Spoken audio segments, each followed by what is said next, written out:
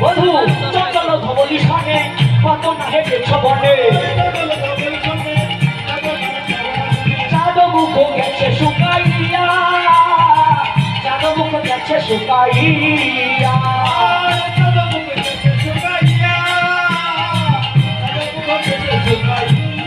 বধু এখন আমি যাই ঘরে মায়ের আরতি করে শিশুগণ করল পয়ান শিশুগণ করল পয়ান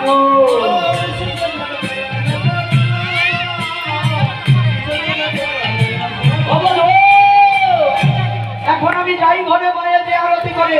মা হয়ে কখনো সন্তানকে আরতি করেছেন তো মা তাহলে কতজন এই বললাম কেন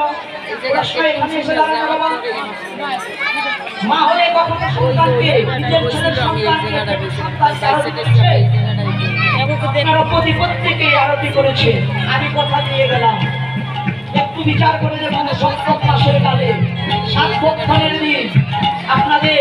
সন্তানকে আরতি করেছেন না আরতি শব্দের অর্থ হচ্ছে আনন্দরতি এই জাগতিক জগতে তার পিতৃ ধন রক্ষা হয় তার আনন্দের আর সীমা হয় না তাই না তাই বিন্দু ধারমান জীবনও কখনো করতে পারে না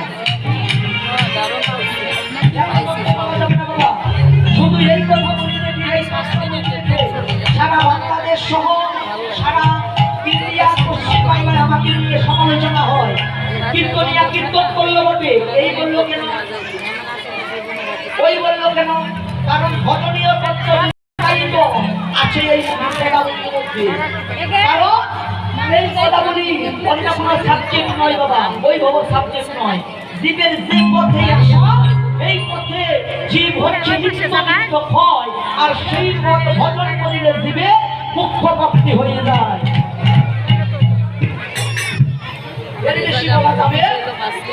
শুধু তাই নয় আমার অধ্যাপক বাবু আমাকে 100 টাকা দিয়ে আশীর্বাদ করেছেন সেই সঙ্গে আমার দাদা বাবু আমাকে আরো 100 টাকা দিয়ে আশীর্বাদ করেছেন তবে আপনাদের চরণে এই প্রার্থনা জানিয়ে রাখি তারা যে যে মনোবাসনায় আমাকে কিঞ্চিত মাদক করে দিয়ে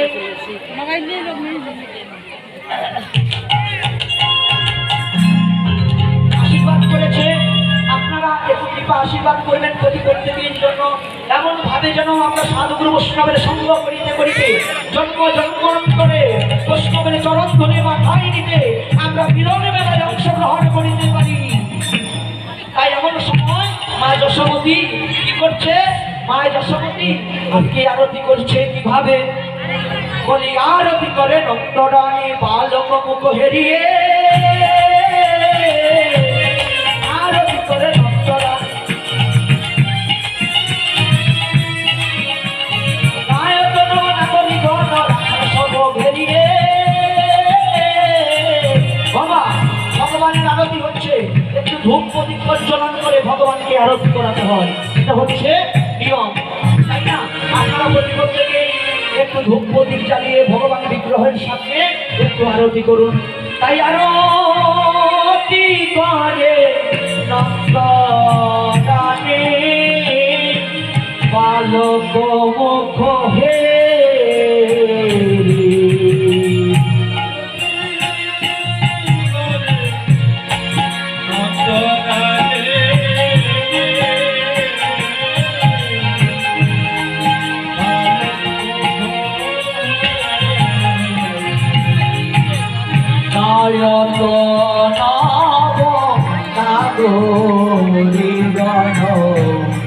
রাখাল সব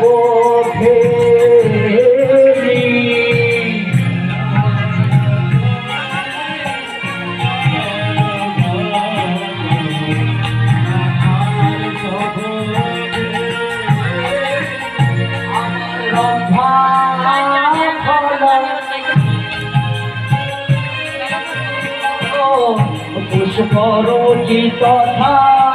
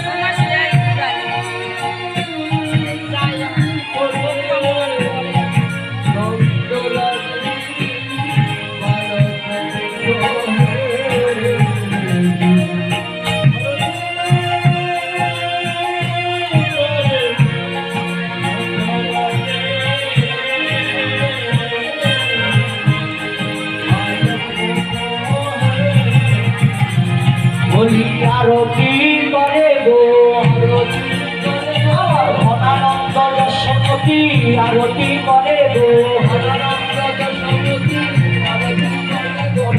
ধানদি পশুতির দিয়া আরতি করে গো ভক্তি চন্দন নয়ন